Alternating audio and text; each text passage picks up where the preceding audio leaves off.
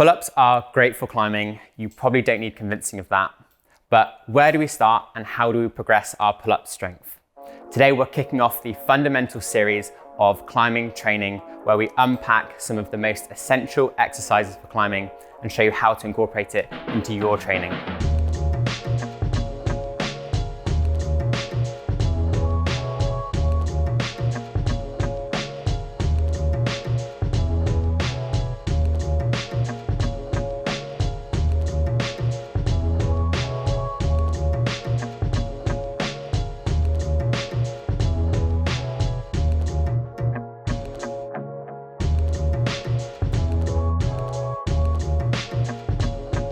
Today I am joined by Ed, our resident nutritionist, and also someone that knows a thing or two about training pull-ups. Ed, to start with, can you talk us through why pull-up training is a fundamental exercise for climbing?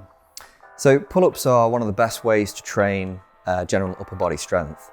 And as climbers, we know that we rely on this, especially when we're performing things like lockoffs, powerful dynos, and just pulling ourselves in close to the rock, which is really important to get the weight over the feet. So it's important in itself for those powerful moves, but also in terms of developing correct technique for climbing.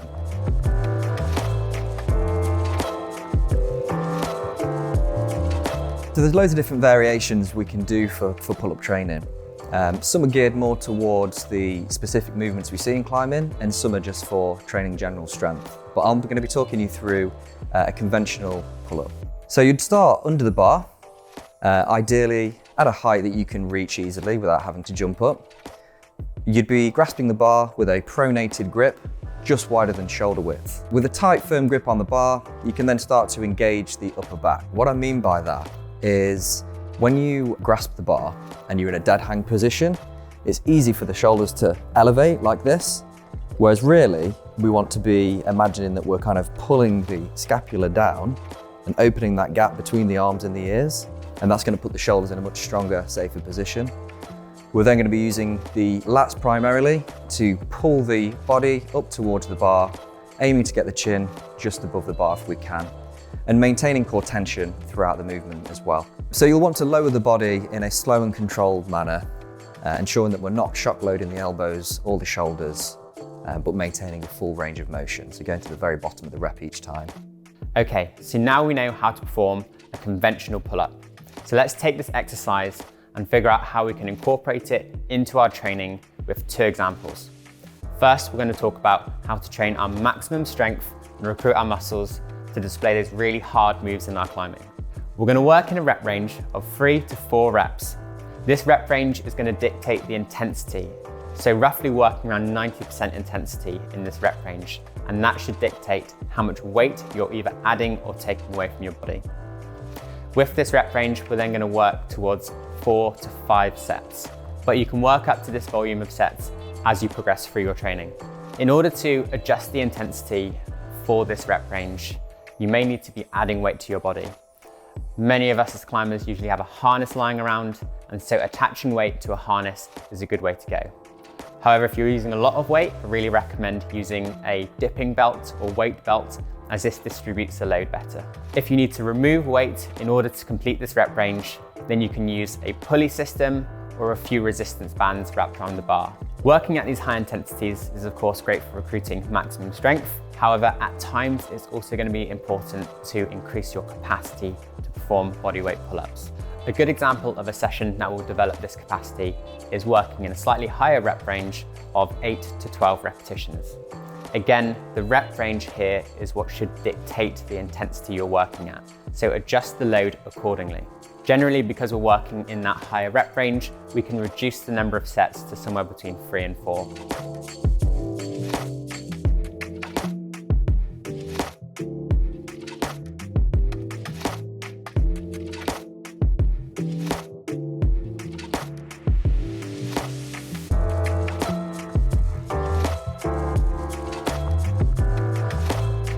So when we are doing negative pull-ups, because the muscle is going through an eccentric contraction, meaning it's lengthening, it's able to tolerate higher forces.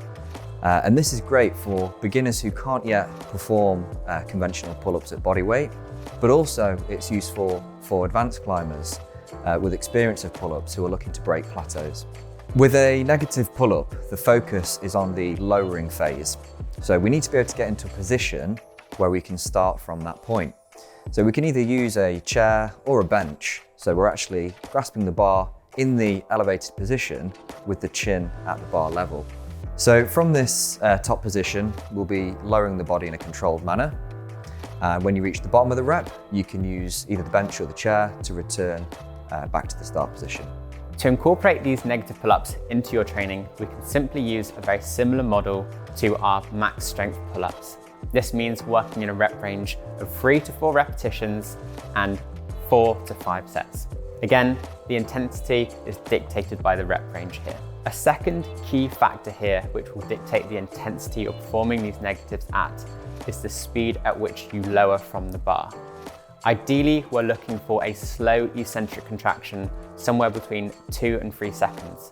If you're unable to keep this slow pace, it's very likely that you would need to reduce the load you're doing this exercise at.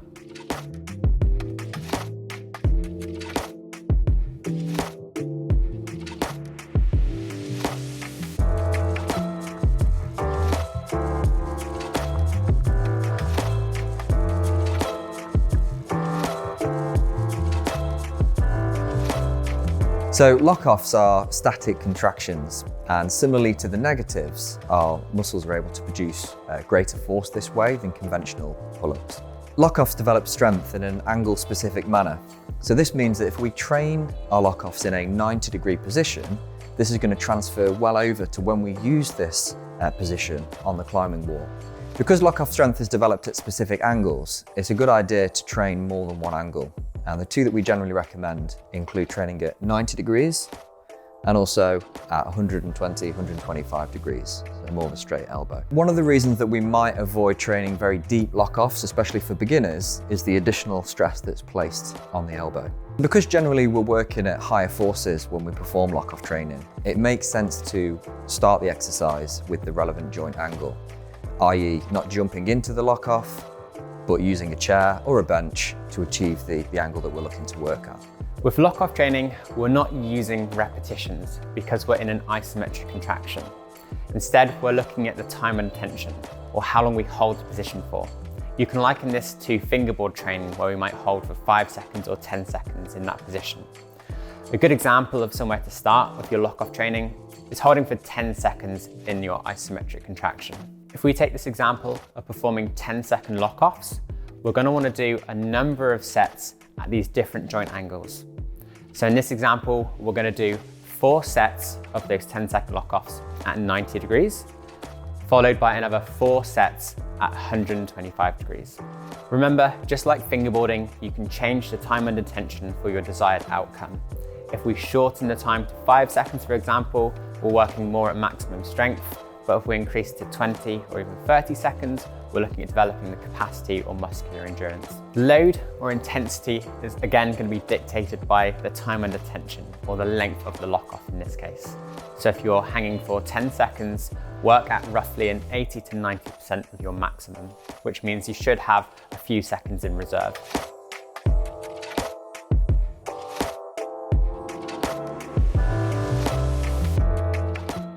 So the key focus with power pull-ups is velocity, and for this reason they have the greatest transfer over to the dynamic movements on the wall.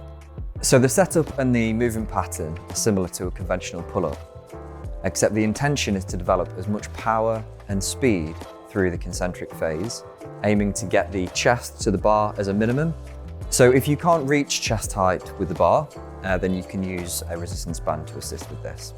So make sure that you're lowering down at a slower rate and keeping the shoulders engaged throughout. As Ed said, the velocity here is key. So this is going to dictate the amount of repetitions we can do. Essentially, you can do as many repetitions as you can maintain your velocity for. Generally, we're looking somewhere between 2 to 4 repetitions before your velocity is going to start decreasing. At this point, there's not really much point continuing to do power pull-ups because you've stopped training that velocity element. You can do this for 3 to 4 sets.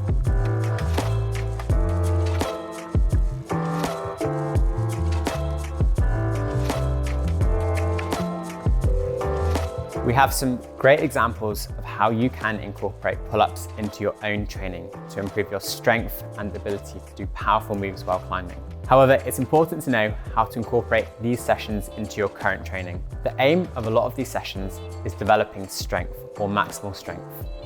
Therefore, you need to feel fresh and be able to perform these in high quality.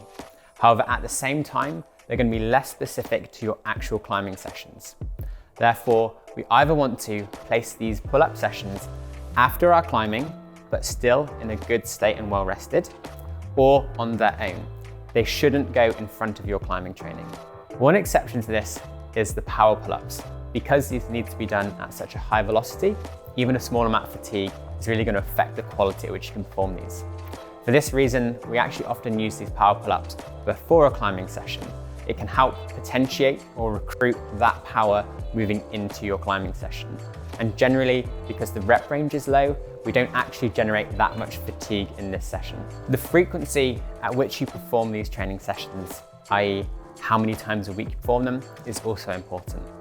A really good starting point for any of these sessions is once a week, especially if it's a new exercise or something you haven't done before. As you progress in your training, it's possible to increase to a frequency of twice a week. And here you might think about also pairing two different exercises. For example, doing lock-offs on one day and conventional pull-ups on another.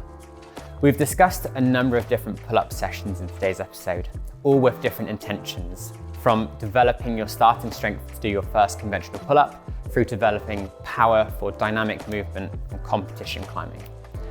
If you're looking for which exercise should go into your plan to start with, just look at what your main aims are, what your goals are in climbing, and try and choose the most specific exercise for you and start with that one. This has been the fundamentals of pull-up training. Hopefully you are now more confident to take your pull-up training to the next level. Stick around because we have more fundamental series on things like board climbing, fingerboarding, and flexibility. So don't forget to subscribe, and those videos will be coming out soon.